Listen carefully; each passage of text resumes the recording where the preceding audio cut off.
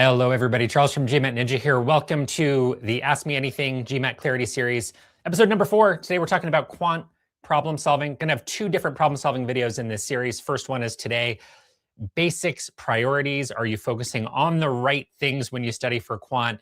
Huge thing. We see a lot of people studying things that are not a great use of your time. We want you to use your time efficiently. So that's going to be the focus today. So as always, we kind of go through and collect a bunch of questions from things you guys have asked on the forum, invite more of those in the comments. And if you are watching this live, you have questions about quant, please pop them in there. We'll answer it live now, today, or in the next session.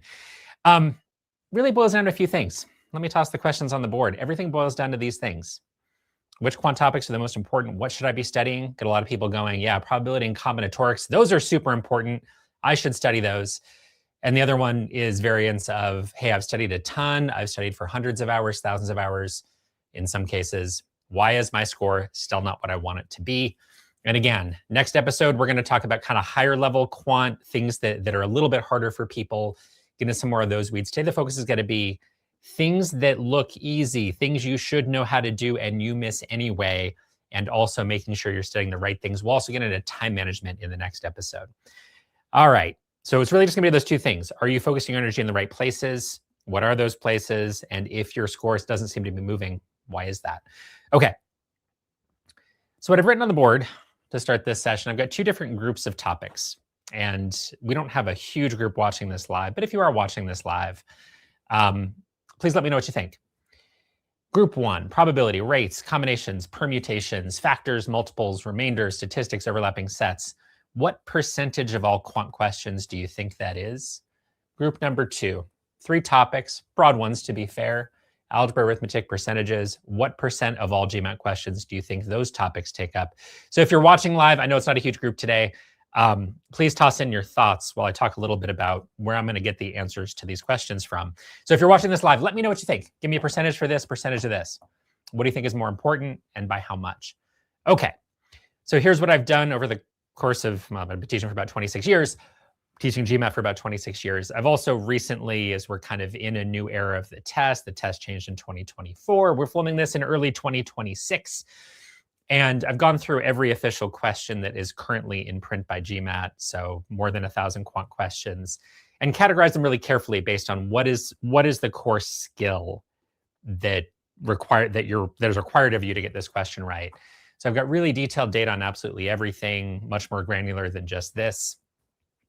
And what we end up with is not necessarily what people think. I get a lot of people going, hey, this is what I should be studying.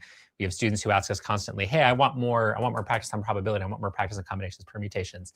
Hey, I've got 8 topics here. I mean, number properties, factors, multiples. A lot of people spend most of their time here. And I think a lot of you watching this probably know roughly where I'm going. Algebra, arithmetic, percentages, not exciting. You guys know how to do percentages. You know how to do algebra. You know arithmetic. You know how to add, subtract, divide, do fractions. You know all that stuff. You guys generally aren't studying a lot of this. This is 60%. It's actually more than 60%. All this stuff put together, 30%. Actually, a little less than 30% when you add it up, when you look through all of the official questions in painstaking detail. So James watching live, awesome. You pretty much nailed it. 35%, 65%, very close. Just a question of which way you have it. A lot of people switch these and go, hey, I'm going to spend 2/3 of my study time here or more. Don't do that. This is almost 2/3 of the test, just these 3 topics. So you want to be really good at those. Now, what I am not going to do in this video, I'm not going to sit here and teach you linear algebra or teach you quadratics or teach you how to add or divide or whatever. That's not my point.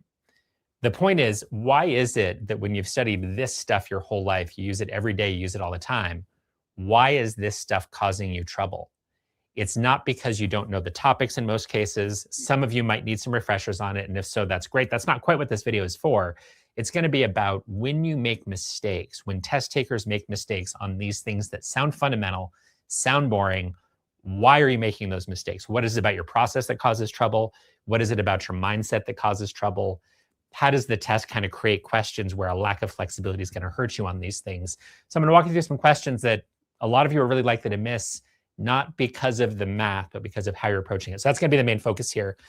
And more broadly, especially if you're new to studying for the GMAT, this probably shouldn't be your main area of focus. I'm not saying these things aren't important. I care about that 30% quite a bit. You want to be good at this 30%. But I just want you to be really conscious as you're going through and you're looking at what you're doing well, what you're doing badly. Is it here or is it here? If it's here, yeah, maybe you need some work on the basics. Very, very possible. Maybe it's more likely you need some work on your process. And that's, again, where most people struggle on the exam is it's more about process than it is about knowledge. Again, I'm not saying ignore this stuff, but if you're looking at your tests and going, well, wait a minute, these boring questions are the ones I'm missing. Focus on doing things better. That's going to be our area of focus today. Okay, so that's priorities. Now I want to talk broadly. So that first question, where should I put my energy? Answered, put your energy here more than here. Pay attention to these. They're not exciting. They're not sexy. Pay attention to them. By the way, probability, about 2%. Combinations, permutations, actually a little less than 2%. Pretty rare questions, guys. Not a big deal. Should you be good at it? Sure. Should you obsess over it? No. All right. Second question. People ask all the time, hey, I've been studying forever. Why is my score kind of crappy? One pretty boring answer I'm going to give before we jump into all the process stuff that causes trouble for people. Keep in mind, it is really hard to get an elite quant score or an elite looking quant score on this version of the GMAT. So your quant scale from 60 to 90, a lot of people look at it and go, well, 90 is perfect. 80 must be a pretty good score. The average is right around 78, 79. And a lot of people go, well, hey, I'm having a hard time getting past 80. That's not a very good score. I'm below 80 or I'm right around 80. That's not amazing. Why am I still right around 80? Part of it, guys, is once you get to that level, just the way the GMAT is scaled on the quant, it is really hard to get past 80. You've got to be really, really, really good to get past 80. So there's something that's a little bit deceptive. I see people all the time who go, well, I don't feel very strong at verbal. And they get 82, 83, something like that on their verbal. And they say, but I don't feel great at verbal. I feel like I'm really good at quant. I have a degree in math or economics or something, and they get a 79 or an 80. Some of that, guys, is just the scaling of the test. It's not deliberate. It's just the fact that it is hard, really hard to beat an 80 on the GMAT quant. So keep that in mind. A lot of you are just being hard on yourselves and going, I'm awful. My quant score is bad. No, 80 is actually really, really, really good on this test. If you want to know more about that, how the scoring works, how the scaling works, we have another video that we've done in conjunction with GMAT where we talk about all of that stuff. So check out Straight Talk with GMAT here on the GMAT Club channel. You also see that playlist on the GMAT Ninja channel, on the MBA.com, on GMAT's channel. So check out the video, what is a bad GMAT quant score? 80 isn't really bad. So check out that Straight Talk with GMAT series to understand more about how the scoring works. We talked with the people that construct the test and got into that. So sometimes this business of, I feel like my quant score is crappy, it's not crappy, and the scaling is a little funky. So check out those videos if you're curious about that. All right, back to the other reason why people are disappointed in their quant scores, and that is you're missing stuff that you know how to do. So if you guys are watching this live, as always, toss more questions in. I'm happy to interrupt the stream of things anytime. I've got about half a dozen or so questions teed up to go through today. But if you guys watching live have other things you want to discuss, fire away. We will talk about whatever. Okay, first question I want you to do. Looks nice and easy, nice and straightforward. Little warm-up question for you. Good, take a minute.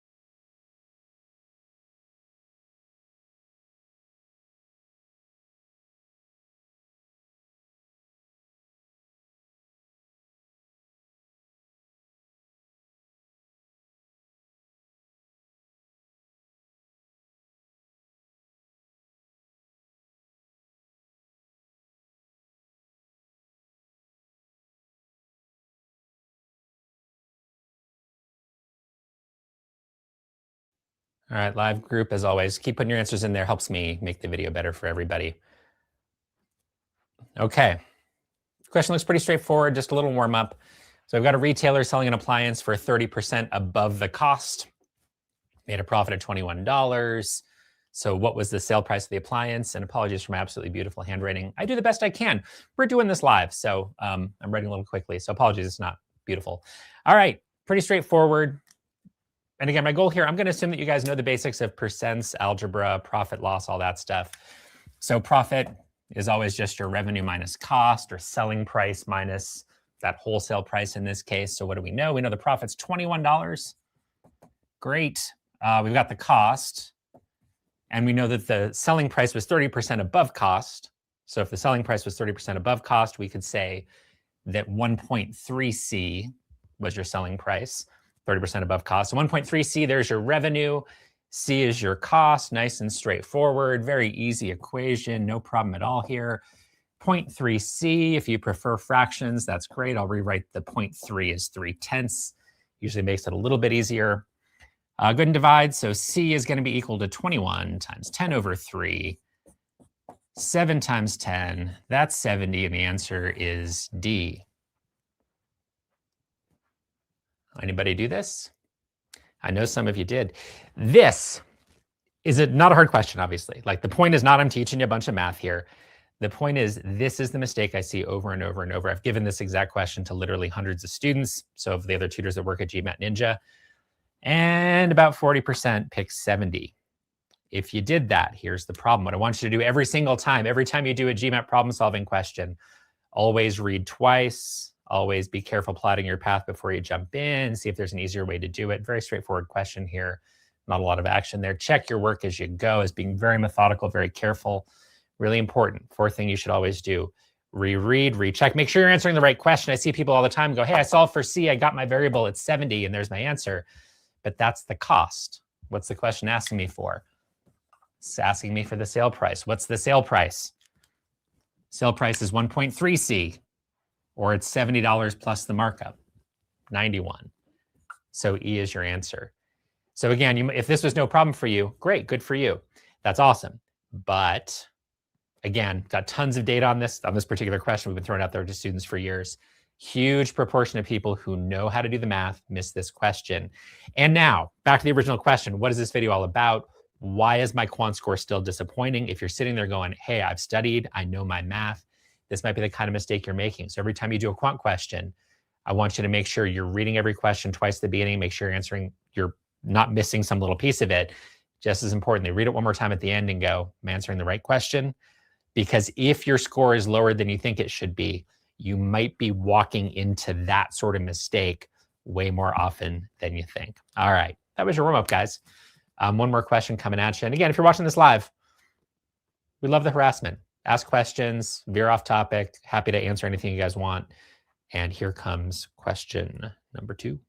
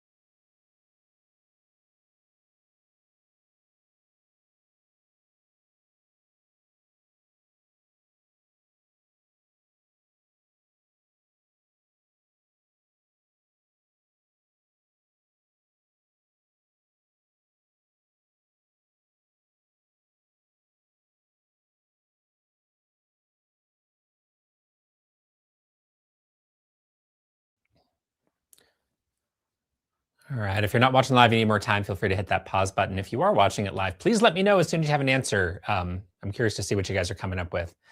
And you guys have been awfully quiet. It's because this question's hard for you. Let me know what you think. So if you're struggling on this question, please let me know that in the comments as well in the live feed. Because yeah, not seeing a lot from you guys, and I don't know if it's because you find this hard or what's going on. All right, a lot of words, blah blah blah. Thanks, GMAT. Boiled it down here. So the employees, we've got some healthcare plan. Employee pays the first $450 plus 20% of additional expenses, but they're capped at a total expenditure of $1,350. So just to kind of summarize that, so the employee's going to pay the first, so we'll say that first $450. That's the employee.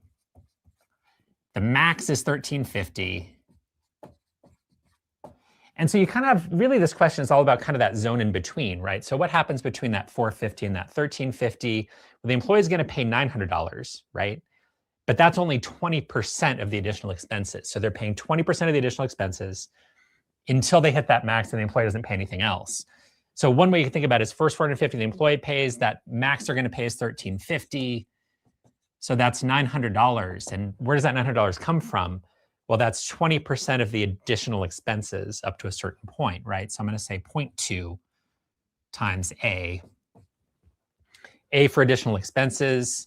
So employee pays that $450. Then they've got $900 more that they're going to pay to get to their max. But that's not the total expense. That's their out of pocket. That's what the employee pays, 20% of the additional expenses. Okay. Question's just asking us what's the least amount that the plan could have paid with the employee getting to that $1,350. So we're not worried about anything past that $1,350.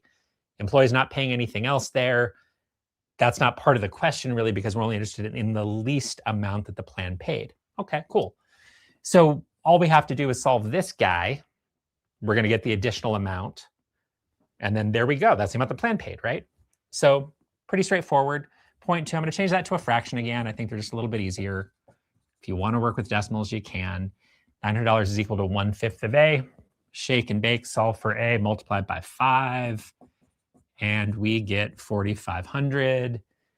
And that's it. Our answer's D. Any of you guys do that? Some of the live guys did, I think. We're actually getting all kinds of answers, not a ton of them. Getting a variety of answers from the live group, which is kind of interesting, makes me think there might be a different issue going on in this question. But I get a lot of people picking D here. It is not right. Why?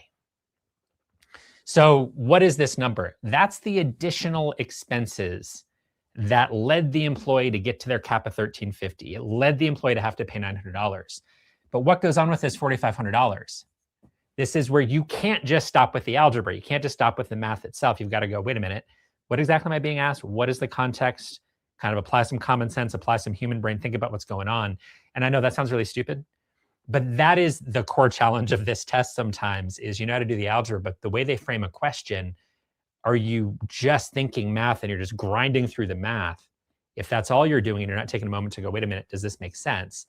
That's where these mistakes come in that can bite you in the butt, even if you know the math. So here again, the math itself, not the big challenge here. What are these additional expenses? Well, 20% is going to be paid by the employee, right? So that's that $900 we had in the beginning. So this is $900 to the employee. And the rest is from the plan. And that's the $3,600. And that's where the answer is not 4,500. It is actually 3,600. And by the way, of the live group, I've got one person, I think, picking that answer. We got two. So good on you guys. Okay, what's my point? Again, the theme here is how is it that you can take a question that is from that quote unquote basic bundle of skills, algebra, arithmetic, percents. You guys know how to do those things. What is it you have to do to make sure you don't miss them when the math itself isn't hard? Always read your question twice. I don't care how long it is. If it's long, you might want to read it a third time if that's what it takes to make sure you fully understand the context. A question like this, again, the math is not the hard part. This part is easy. The question is, are you anchored in the context and you understand exactly what you're being asked? Read that question twice, third time if you need to. Because if you make a mistake, you misread there or you misunderstand the context, doesn't matter what you do here, you're screwed. Second, obviously check your work as you go. But then at the end, read one more time and go, wait a minute, am I answering exactly what I'm being asked? And does my answer make sense? Does it pass the sniff test? So 4,500, what is that? What did I solve for? Total additional expenses, not the plans portion. And that's why you might get D there. Okay.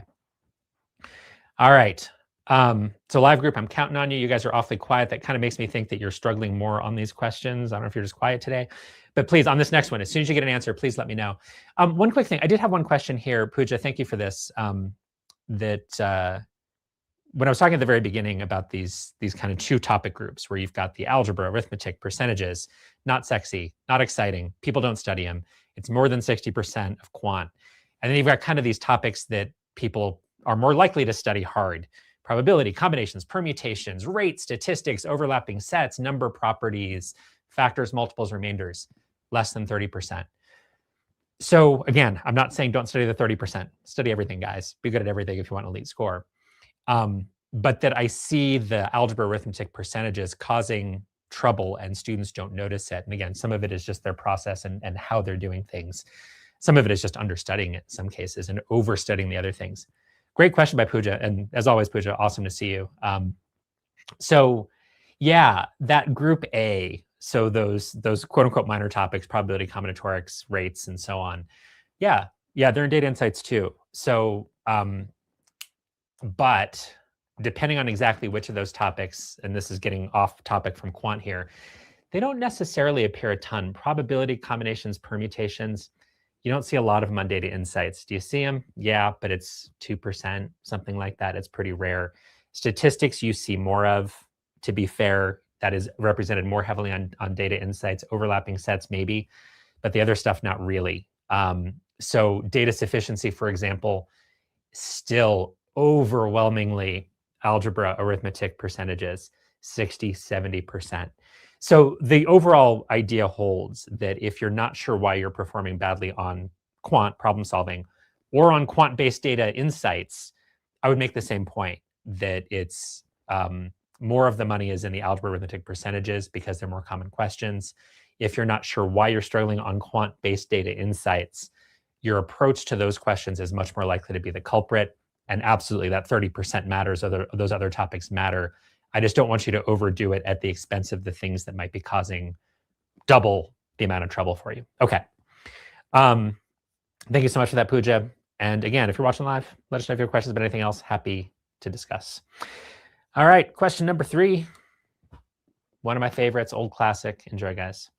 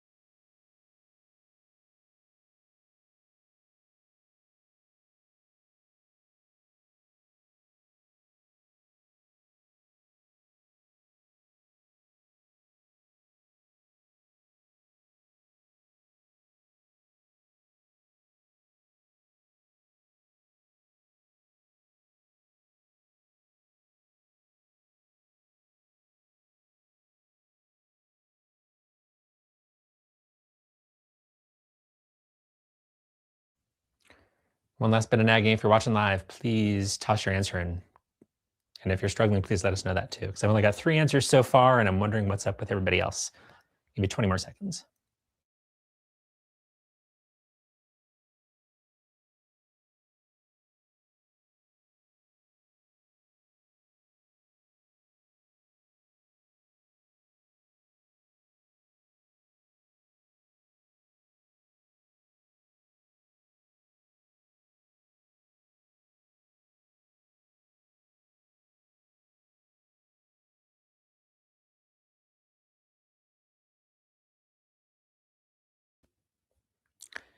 All right. Yeah, nothing so bad. Little kind of function-y question where it gives you a little symbol. So it was brackets in the version that popped up on the screen. The original version, it actually has it in a little box. So m inside a box is equal to 3 times m if m itself is odd, and it's equal to m divided by 2 if m is even. So this is really just, again, straightforward function thing. Follow the instructions, solve this thing. Great. Well, 9 is odd. So 9 inside its little box is going to be equal to 27. It's really exciting. 6 inside the little box, divided by 2, it's going to be equal to 3. We're multiplying them together. And as you guys know, 27 times 3, it's equal to 81. And your answer is A. Anybody do that? Because again, that's what I've seen happen literally hundreds of times. I've seen hundreds of students over the years do this exact question. And maybe not a majority, maybe a majority. It's probably 50-50. Pick A because, hey, I did the work and I dropped my marker. And I did the work and that's it. And it's 81 and I'm in good shape. And so again, read twice at the beginning. Not a whole lot to see here. Check your work as you go. When you get to the end, just make sure you're answering the right thing. Yes, the answer is 81, but the answer is not 81 inside a box. What's 81 inside a box? 81 inside a box that's odd is actually equal to 243. That's not what you want. So what do we want? Do we want 54? No, because that's going to be equal to 27. 54 inside a box divided by 2, you get 27. That's not what we want. 37, definitely not what we want. Multiply that by 3, not 81. 27, that's odd. Multiply that by 3, and we're going to get 81. So our actual answer is D this time. So great job to the live folks who got that one right. And again, what's my point here? If you're looking at your quant score and going, hey, it's crappy, it's not what I want, look for stuff like this. Easy to ignore. Read twice. When you get to the end, check your work one last time. Okay, rest of this video, what I want to do is I want to focus on flexibility. So I'm going to give you some questions that are, again, still in this genre of algebra, arithmetic, percentages. Basic skills, but with wrinkles in them where you can spend an eternity doing something and get hung up. And I want to kind of give you a couple examples that kind of work the part of your brain that requires you to look at something from a different angle, find an easier way to do it, insert some flexibility into your math. Because if you are struggling on timing, or maybe if you're struggling in general, it might be because you're struggling to finish the section on time. You've got to rush through a few questions, maybe at the end. So can we give you opportunities to save time on algebra, arithmetic, percentages, be more efficient? Some of that just requires you to think a little bit more flexibly. And going to give you a couple examples of that to finish up the video. And again, as always, folks watching live, let us know as soon as you have an answer to these questions or as soon as you have struggles. I want to see your opinions. Helps me make the video better for you and for everybody else. I feel like I'm nagging a lot today. You guys watching live, if you don't tell me how you're doing, I'm going to come to your house and sing a really bad song on your doorstep. No, I'm not. All right, I'm going to shut my mouth. Here, have a question.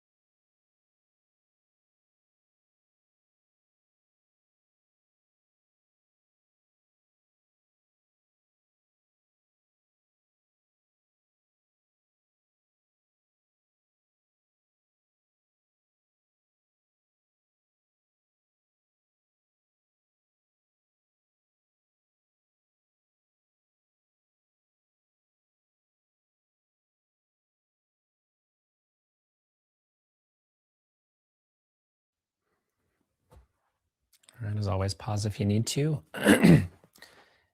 Live group, keep firing away if you have thoughts on this, if you have struggles. I've only gotten 2 answers. Kind of tells me I think you guys are struggling a little bit, and maybe it's exactly the reason I picked this question. So yeah, you got some numbers here. They're arguably a little bit ugly. And hey, okay, so we want the sums of the reciprocals of these integers. So the obvious thing to do is to say, all right, 1 over 43 plus 1 over 44 plus 1 over 45 plus 1 over 46, 1 over 47, 1 over 48. And I add those up. You guys know how to add fractions. Great, hop to it. What are we gonna do? Are we gonna find common denominators for all this crap? That's awful. So again, my goal in these last few questions in this video, talk about flexibility and how to kind of turn things a little bit inside out and find easier ways to do it. So as always, thing you'll hear me say in all of our videos over and over, read twice. Step 2, plot your path forward. When you plot your path forward, I want you to think, well, hey, the obvious thing to do is to find common denominators and add these fractions. Obvious. Is that a good idea? When I say plot your path forward, whatever the first thing is you think to do, I want you to think, is this a good way? Is this a quick way? Because if it's a really slow, painful way, there must be a better way. And that's how the test is written. You've got about 2 minutes, a little more than that, per question on quant. 21 questions, 45 minutes. Adding these fractions the old-fashioned way is going to take you a heck of a lot more than 2 minutes. So whenever you're in that situation, whether it's something with fractions, something with percentages, algebra, statistics, anything, and the first method that comes to mind strikes you as being really long and slow, I want you to think, okay, wait a minute. There's got to be a better way. This question can be done in 2 minutes or under. What is the better way to do it? What else can I do? How else can I approach it? In this case, keyword here, closest to, you can estimate your way out of this. I'll get to that in a second. But that applies to anything. So it doesn't matter if it's fractions, arithmetic, something else. When you notice that the first thing that comes to mind is slow and painful, see if you can find something else. If you can't, let the question go, move on. Nothing is worth 4 minutes. Nothing's worth 6 minutes. And nearly every test taker I've ever seen who underperforms on quant has that problem of getting really, really stuck on things. Don't let that happen to you, please, please, please. So be critical of your path. Read the question twice. Think about what you're going to do. If that path is crap, get out. Let it go if you can't find a better one. Here, if the only thing you can think to do is find common denominators, misery, don't do it. This is a question you would walk away from. Now, what else can you do? You notice the word closest and go, hey, can I estimate my way out of this? There's some daylight between each of these answer choices. Is there a way for me to just estimate? Here's how I would think about it. We've got 6 terms that we're going to add up. Let's pretend for a moment, what if they were all this one, this smallest one here, 1 over 48? Well, in that case, we'd have 1 over 48 times 6, which is 1 over 8. All right. I'm not necessarily going to run with that and pick this right away, but that gives me a benchmark, right? So this is the smallest it could possibly be, right? Or really smaller. It's smaller than the actual answer, right? Because 1/43 is bigger than 1/48. So this is kind of a lower bound on it. But okay, how far is it on the other side? What if I just get the upper and lower bounds?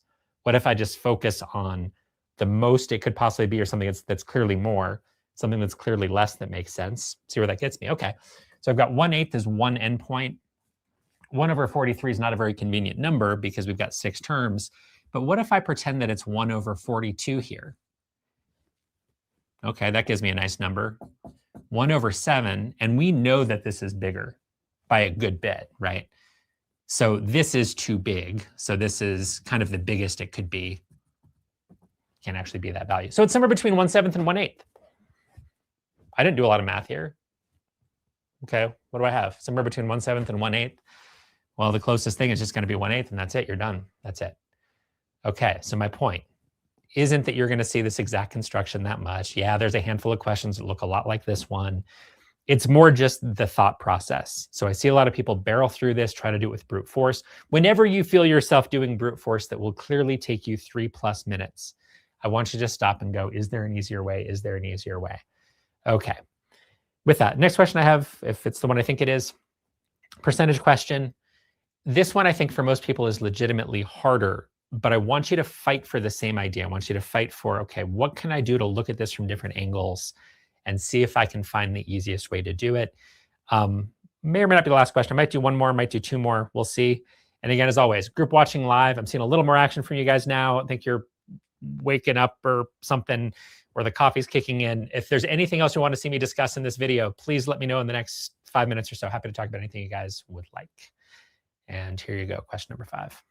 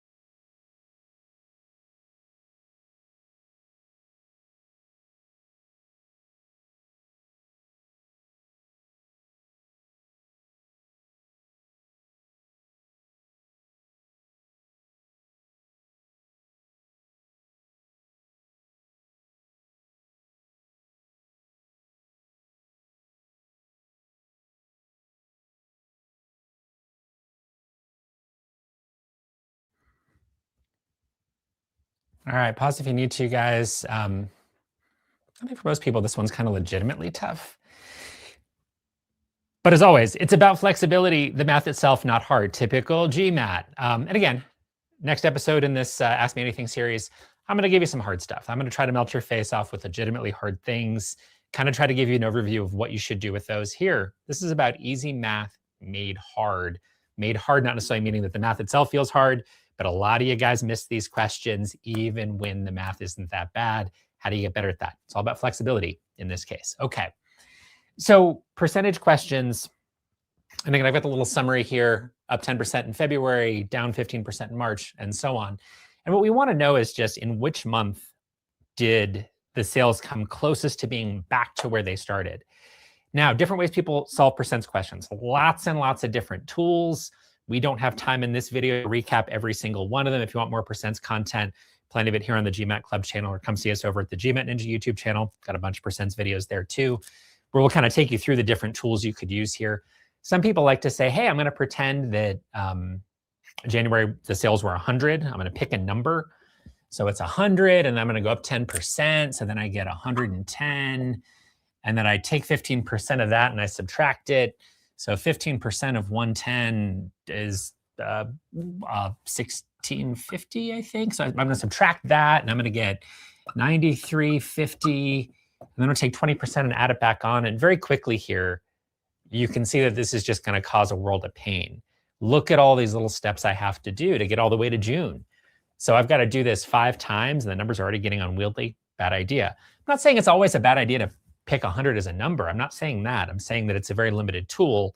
And if that's the one you automatically think of and just do it without thinking, you're going to get yourself in trouble. Again, what does good hygiene look like on quant to stop you from making errors on questions that you should be able to get right? Read twice every time. Make sure you don't miss anything in the question. Plot your path forward and be critical. Don't just do the first thing that comes to mind. If the first thing that comes to mind is messy like this, go, okay, wait a minute, stop. I'm not going to spend 3, 4, 5, 6 minutes on this. Let me see if there's a better way. So that's one tool. Again, plenty of other things you could do here. That's just one thing I see people doing quite a bit of. Instead, personally, when I see a percents question, generally my first thought is, can I think about multipliers? And again, I don't want to get too deep into that. But what happens if something goes up by 10%? Well, we're going to multiply it by 1.1. For those of you who use Excel or Google Sheets every day at work, yeah, this is what you'd put in a Google Sheet. Something went up by 10%, you're going to multiply it by 1.1. Okay. Something goes down by 15%, I'm going to multiply by 0.85. Something goes up by 20%, I'm going to multiply by 1.2. Down 10%, multiply by 0.9. Up 5%, I'm going to multiply by 1.05. Okay, fine, cool, great. Now, what this allows you to do is to kind of eyeball it and go, well, again, they're asking me for an approximation. I don't need an exact value. I just need to be able to look at this and go, okay, which one of these is closest? And what's going to be closest is when the product of however many of these little multipliers we've done, when that product is closest to 1, we've got our answer. Obviously, February doesn't make a whole lot of sense because we're going to be off by 10%. It's probably not our answer. What about March? Well, now we've kind of undershot. 1.1 times 0.85. Maybe not a horrible answer, but we're probably going to be off by roughly back of the napkin, maybe about 5% if we went down 15% on top of that 10% increase. Let's see if we can do better. And then I kind of start to notice something about these numbers. So again, sometimes it's zooming out, not just relying on brute force, not just relying on multiplication. What if I can kind of zoom out and kind of look at this and go, wait a minute. This catches my eye. Because if I take a 10% increase and a 10% decrease, it doesn't get me exactly to where I was before, but it's darn close. 0.9 times 1.1, 0.99. I'm off by 1%. I'm down 1%. That's it. Interesting. Okay, well, what about these two guys right here? If you're feeling anal, knock yourself out. If you want to go ahead and do that multiplication, you can. But I'm going, wait a minute. 0.85 down, 20% up. I mean, I could multiply that out. That's going to get me pretty darn close to 1 as well. And there we go.